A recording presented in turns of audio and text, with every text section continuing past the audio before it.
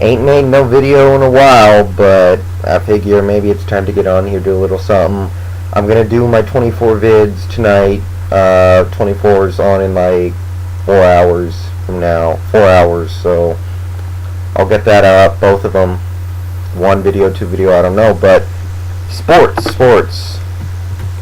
There's some stuff going on, nothing major. So we're looking at the football stuff right now. One thing that's coming up a lot with me and some of my friends on message boards is this Tom Brady rule, because recently the league made a couple of minor rule changes, and they were really perturbed by this Brady rule. Basically what it is, it's a rule, a defender when he is on the ground is not allowed to lunge or grab a quarterback's legs. That's why it's called the Brady rule, because it's exactly what Bernard Pollard did. Now, if you'll remember, Bernard Pollard did not get flagged, he did not get fined, he did not get reprimanded. The league did not say, well, he did something wrong, we didn't catch it, we're sorry. It was perfectly legal at the time. I mean, it was. So this injury happens, and then the league just so happens to decide the next offseason, okay, we need to do something about this. Now, the one thing about this rule that bugs me, it's not going to change anything. It's not. It's going to lead to more penalties, more fines, more, rule infractions, but no defender is going to go, okay, I'm going to be more careful around the quarterback now that there's this rule. No, the defender is going to go all out. He can't, in football, you can't let up. You can't try and go easy on somebody. If it was that easy, we would just be doing that in the preseason, so nobody would ever get hurt in the preseason, but it's not like that. So I really don't think this rule is going to change much. Players, I think, will risk a penalty in that situation and not really give a lot of second thought to it. Kind of like Roy Williams, the safety Roy Williams, how long after the horse collar was banned, he kept doing it. He doesn't care. That's his strength. That's his, his hands are his strength. So when he is in a situation where he feels like he needs to go to his strength, he's just going to go there. He doesn't care about the rule. He doesn't care about the penalty. He doesn't care about the fine. It's going to keep happening. But the thing that really got to a lot of people, and I can kind of see this, is 10 years ago, Trent Green, same type of injury. League did nothing. 4 years ago, Carson Palmer, same kind of injury. League did nothing. But now their golden boy, Tom Brady, has gone down, and they have to swoop in and come up with this rule. It does seem a little bad on their part. It's like, there's a double standard. Because, again, if you go look at the Trent Green injury, I think it was Rodney Harrison who hit him, and Carson Palmer's injury, the Kimo von Oelhoffen play, it looks exactly the same. You had a defender falling into the leg or knee or whatever of the quarterback, and it was a serious injury for all three of them. And in this particular instance, the league decided to institute a new rule for it. So it looks bad, but I'm gonna say that I understand where the league is coming from, because this is a business, and I don't know how much money the league made last year, but I don't think the league, from a money perspective, really loved last season. I mean, you had the Arizona Cardinals making the Super Bowl, and Arizona has a very, very small fan base.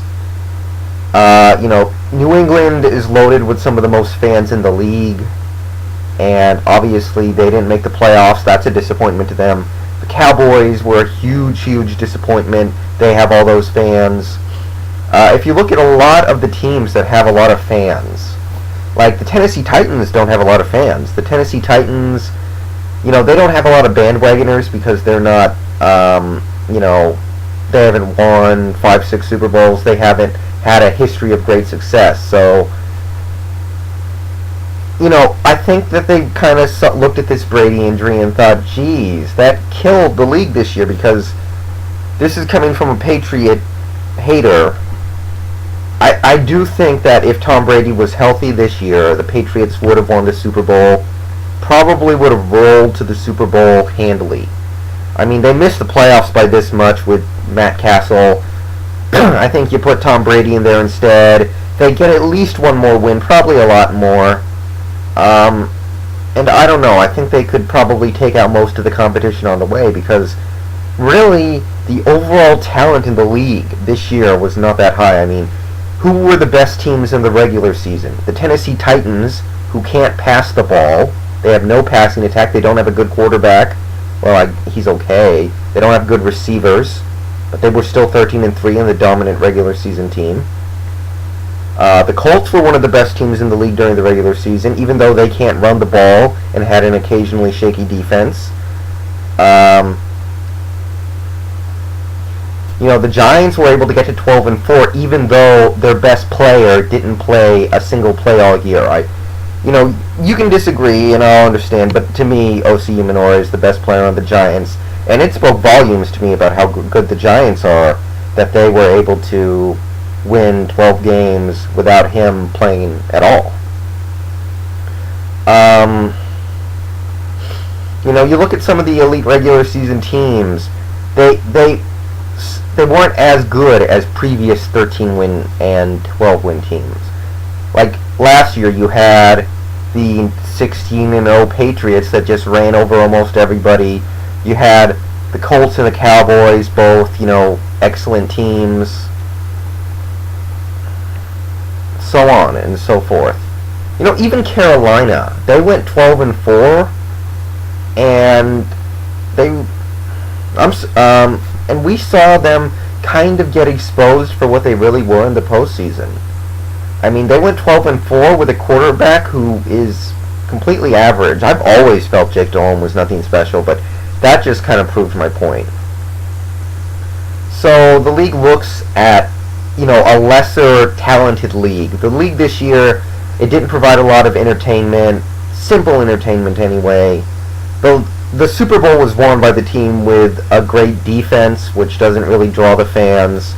Because, Pittsburgh had very little offense. They can't run the ball. They were okay at passing the ball, but really they weren't good offensively.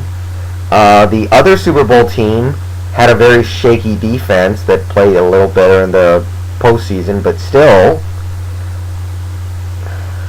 The Philadelphia Eagles made the NFC Championship game, and they blew so many close games during the regular season and found so many ways to lose close games that it's almost a crime that they even got in. No offense to the Eagles. I mean, they did an awesome job getting in, taking advantage, and making that run, but the league goes, boy, any other year, the Eagles are way the hell away from the playoffs.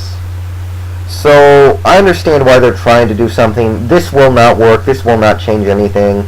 I think the thought kind of bothers a lot of people. I don't know, I went on for a while there. There's some other stuff going on that I don't really care about, not even worth mentioning.